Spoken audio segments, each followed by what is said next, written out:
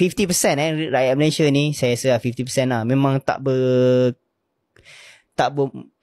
layan mak ayah dengan baik lah. Serius?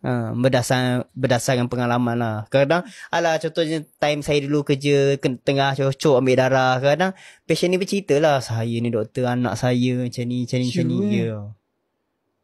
Sebab tu saya nak buat benda ni supaya spray ni untuk orang punya luka senang, tak payah pergi hospital lah. Tak adalah tak payah pergi hospital, tapi maksudnya dia boleh cuci luka dekat rumah. Kenapa ramai lagi orang kat Malaysia ada masalah luka tak sembuh? Sumpah ada spray ni kan, Manuka Honey Spray sembuh, boleh bantu untuk luka-luka kan. Apa orang tak pakai je ni?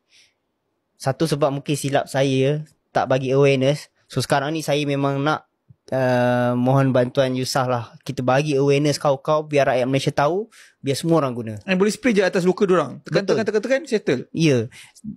Cara cuci yang standard cara cuci. Kalau boleh diorang pakai normal saline dulu, pakai glove apa semua, pakai gauze. Lepas tu dah cuci, boleh sembuh, spray itu pada luka, lepas tu tutup. Ataupun tak nak pakai normal saline tak apa, terus spray pada luka, sental luka tu sikit, cuci, lepas tu spray balik pada luka tu, tutup.